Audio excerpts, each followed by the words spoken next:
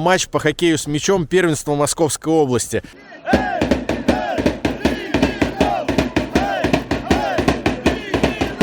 Хочу сказать, что это очень самобытно.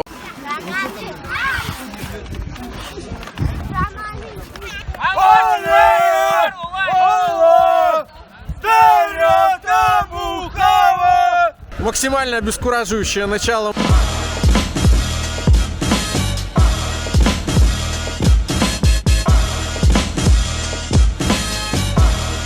Романтика! Приветствую, с вами Ваня Романтик. Как видите, на дворе зима, это значит, что в высших лигах продолжается межсезонье. Низшие по чуть-чуть начали выступать, но я думаю, на низшие лиги по футболу мы отправимся чуть позже. Сейчас же я нахожусь на платформе Кабанова, это значит, что я неподалеку от поселка Ликино-Дулево, куда я приехал, чтобы посмотреть матч по хоккею с мячом первенства Московской области. Ну что, не задерживаемся, погнали на хоккей с мячом.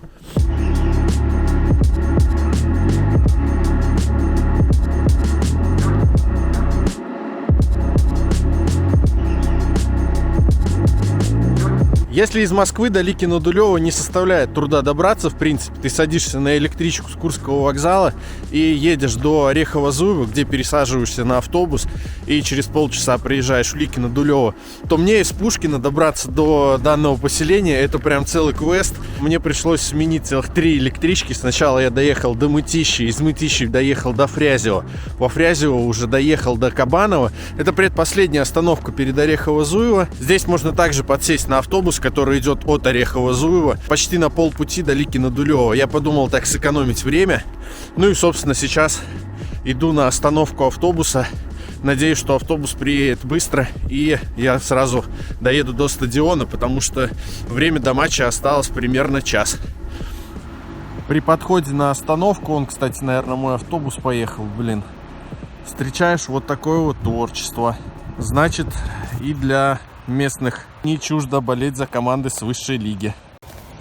Первое, что хочется сказать, что-то я как-то прошляпил момент, когда проезд на маршрутке за 10 минут стал стоить 64 рубля. Ну а во-вторых, по прибытию на нужную остановку я пошел не в сторону стадиона, а сначала посмотреть на очень интересный комплекс зданий, которые построены были до революции. Я сейчас говорю про Ликинскую мануфактуру. Часть из них сохранилась получше, часть из них практически полностью развалена. Именно этой мануфактуре клуб «Русич» обязан своим появлением. Немножко походил между зданий, причем интересно, каждая из них занята чем-то своим. Например, в одном из них есть краеведческий музей, другие из них, я так понимаю, раньше были общежитиями и теперь до сих пор так ими и остаются. В целом, конечно, вид довольно печальный и удручающий. Надеюсь, их не снесут со временем, а все-таки останется это как архитектурные исторические памятники. Буквально 5 минут отделяет стадион «Русич» от остановки автобусной, к которой можно приехать. Первое, что нас встречает, это микроавтобус команды Обухова. Несмотря на то, что здесь выступает еще команда по футболу, сразу видно, какой вид спорта у клуба «Русич» номер 1. Это, конечно же, русский хоккей. Это можно понять по билбордам, которые здесь висят. Причем висят не первый год. Вот я на территории стадиона «Русич». Что он из себя представляет? Сейчас это, конечно же, каток большой, залитый для того, чтобы команда играла в хоккей с мячом. Ну и не только. Тут, конечно же, проходят тренировки юношеской школы. Чуть не упал. И еще разок. Если смотреть на карту, то по карте непонятно, есть ли здесь трибуны или нет. Ну, конечно же, я посмотрел в интернете фотографии, трибуна здесь есть. В принципе, ничего интересного тоже из себя не представляет, потому что это обычная трибуна в 3 ряда. Но, здесь на хоккей с мячом приходит столько людей. Эта трибуна сразу по-другому выглядит совсем, когда она полностью забита людьми, причем видно то, что хоккеем с мячом здесь интересуются. Стадион, скорее всего, в этом виде мы видим в один из самых последних разов, потому что совсем недавно вышла статья, что одобрили проект реконструкции данного стадиона. Реконструкция по плану начнется в феврале. Сейчас конец января, в принципе, там осталось всего 10 дней. Возможно, приступит, возможно, не приступит, потому что есть ковид, который не особо считается с планами людей. Здесь планируют построить трибуну на целую 1000 человек. Я думаю, она будет повнушительнее той, которая есть. Ее планируют сделать именно со скамейками. То есть прям особый акцент сделали на том, что ее сделают со скамейками, чтобы людям было удобно смотреть как летние виды спорта, так и зимние. Но что наоборот для меня грустно, как для граундхоппера, это то, что сейчас подо льдом находится натуральное покрытие поля, а сделают его искусственным. Вот. Но так это будет или нет, посмотрим. Реконструкцию планируют закончить за 2 года.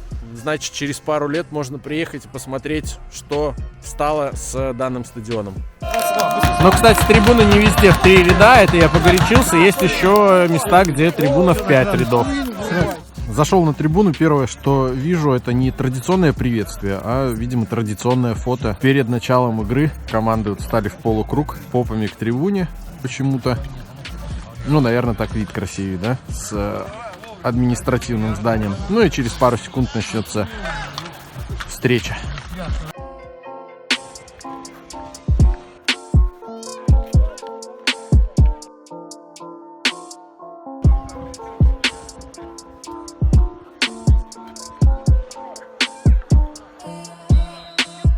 Максимально обескураживающее начало матча. Буквально 5 минут, наверное, прошло с начала, а Русич уже ведет со счетом 3-0. Не знаю, что будет дальше, но попахивает разгромом.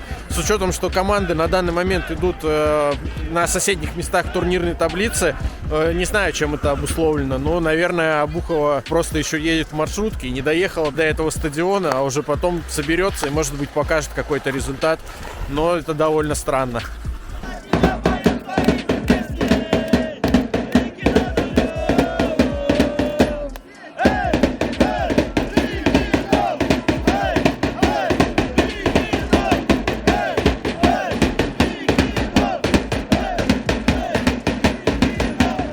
На самом крае трибуны, около, можно сказать, активного сектора поддержки местной команды Русич. И сейчас только что была прикольная кричалка. Есть 3 великих города на букву «Л». Первый был Лос-Анджелес, второй я не услышал, ну а третий, конечно же, Ликино Дулево. Блин, оригинально, круто.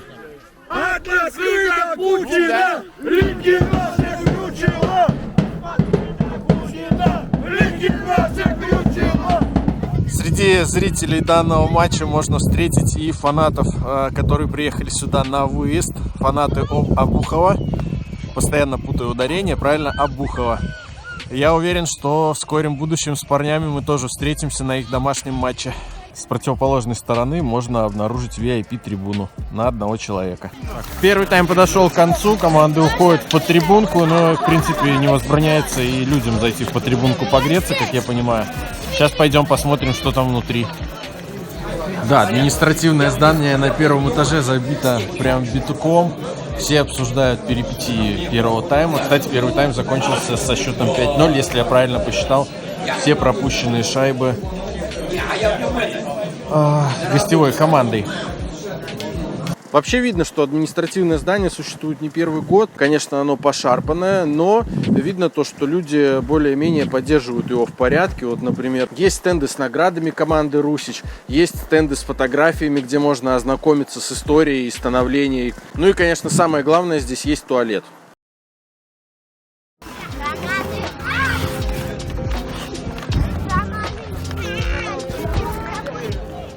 Но, судя по началу второго тайма, рисунок игры пока не сильно изменится. Русич забивает 6-й. Прям прошла, наверное, пара минут с начала второго тайма. Очень похоже на начало первого. Если посмотреть на экипировку команд, то можно заметить, что у гостевой команды вроде как у всех шорты одинаковые. Вот у местной команды шорты не у всех одинаковые. Кто-то даже играет в красных шортах, но большая часть играет в сине-желтых шортах, причем на них написано «Зоркий». Вот, очень хорошо сейчас это видно. Интересно, с чем это связано. Постоянно ловлю себя на мысли о том, что команду «Русич» хочу назвать командой «Росич» по аналогии с футбольным клубом из московского.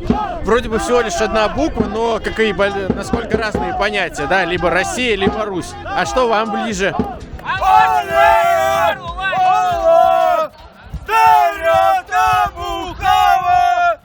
Все ты можешь, все по силам, мы с тобой Обухова. Под зарядой гостевых фанатов Обухова забивает гол престижа. Но зная, как проходят события в хоккее с мячом, тут вообще, в принципе, может и интрига даже возродиться. Голы забиваются здесь очень быстро.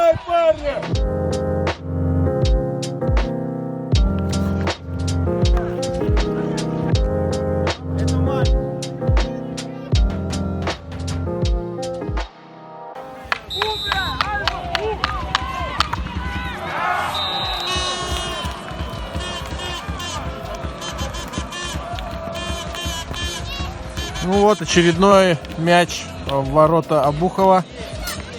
Счет уже становится неприличным. Хотя я не знаю, какой счет в хоккее с мячом считается неприличным. Если вы знаете, напишите в комментарии.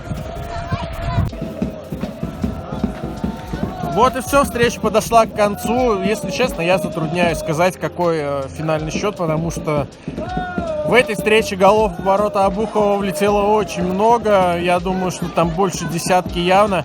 Но самое главное, игроки нашли все силы подъехать, похлопать своему фан-сектору, парням, которые приехали сюда, ну, возможно, не так далеко, но приехали сюда к 11 утра в субботу. Вот. Ну и, конечно же, воодушевленные своей победой, игроки Русича подъехали к своему сектору активной поддержки. Первый раз попал не на игру Водника Архангельского, почему-то так раньше сложилось. Теперь приехал в лиги пониже, да, и посмотрел, как проходит хоккей с мячом в Ликино Дулево. Хочу сказать, что это очень самобытно, очень крутой вид спорта. По-любому буду еще снимать игры, благо даже в первенстве Московской области фанаты у команд имеются. После матча я хотел пройтись по пустым стадионам. Стадионы здесь в городе их 3. Сейчас мы были на стадионе Русич, также здесь есть стадион Сокол и есть стадион Лиас команды Торпедо Лиас. Но по наводке местных мужиков мне сказали, что сейчас на стадионе Лиас будет проходить хоккей. Хоккей, я так понимаю, на открытой коробке, поэтому сомнений вообще нету, куда сейчас я отправлюсь. Так что бежим на автобус. Встреча там уже началась. Надеемся, попаду на 2-3 период. Посмотрим хоккей на открытом воздухе. Настало время провести розыгрыш фанзина «Скитальца 18». Для участия нужно было подписаться на канал и под закрепленным комментарием написать, куда можно сгонять межсезонье. Как обычно, воспользуемся рандомайзером. Всего 13 человек выполнило условия, а значит, выставляем нужный нам диапазон от 1 до 13 и нажимаем «Сгенерировать». Вуаля! И побеждает участник под номером 12. Смотрим, кто это. Это Вячеслав Холопов. Надеюсь, я правильно поставил ударение. Для того, чтобы забрать журнал, пиши мне в любую из соцсетей. Поздравляю. Романтика. Небольшой марш-бросок на автобусе. И вот я подхожу уже к катку на стадионе Лиас. Что отрадно, я слышу голоса, реакции болельщиков на то, что происходит в коробке. Значит, я успел хотя бы на какую-то часть встречи. А встреча у нас на первенство Орехово-Зуевского района, где команда Лиас встречается с командой вроде бы Русич. Но это не точно. Сейчас дойдем до трибун, узнаем точно. Блин, ну выглядит это, конечно, круто так. Главное, чтобы машина меня не задавила, которая только что пронеслась мимо. Одна трибуна уже, конечно, приказала долго жить, но на другой деревянные настилы есть, а значит, есть болельщики. Идем внутрь чаши смотреть, что же там происходит.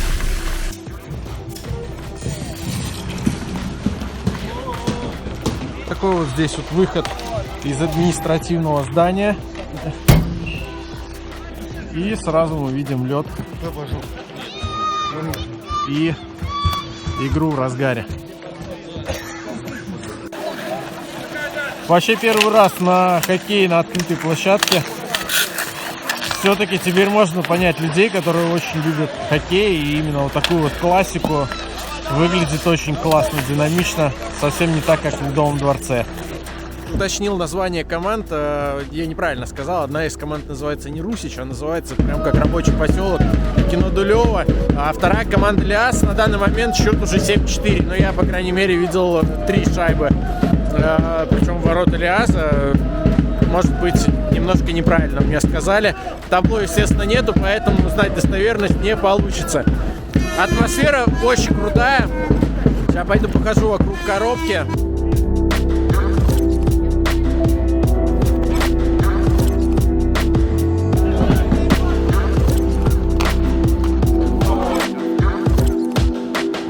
Стадион в микрорайоне Лиас, по крайней мере сейчас называется так этот микрорайон, появился в 1957 году. Сам же завод, возникновению которого обязан этот стадион, появился в 30-х годах. Изначально здесь не строили автобусы, а этот завод был лесохимическим.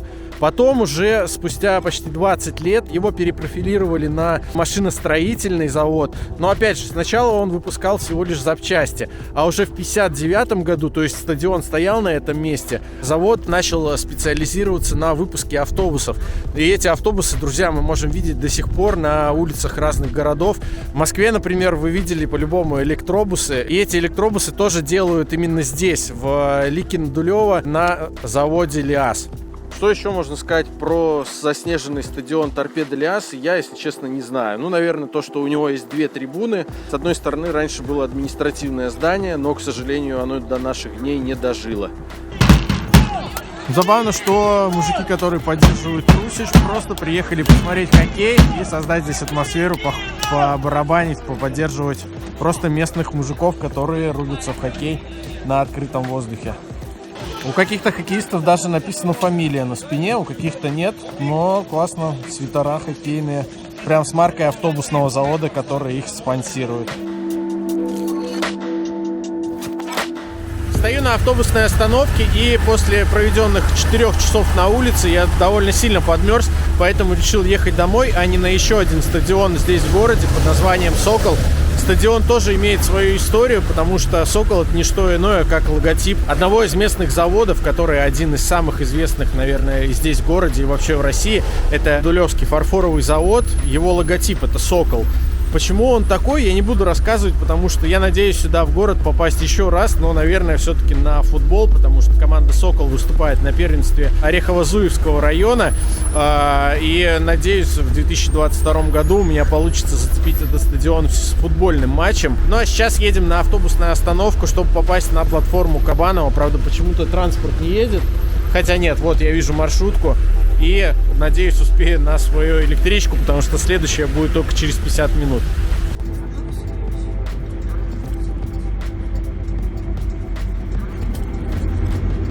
Думаю, закончить влог будет лучше всего на том же месте, где мы его и начали, на платформе Кабанова, куда я подхожу, чтобы уехать обратно с 2 пересадками до своего дома. Не очень хочется делать больших выводов после того, что я увидел, но, наверное, Ликино-Дулево — это один из самых атмосферных городов, где поддерживают просто спорт и где его можно увидеть на любительском уровне, именно такой, какой он есть. Остальные выводы сделайте сами. Если тебе понравился этот влог, обязательно поставь лайк, подпишись на канал, жми на колокольчик, чтобы не пропускать следующие влоги. Большое спасибо всем тем, кто репостит мои видосы со страницы ВКонтакте, ну и в целом репостит в свои соцсети.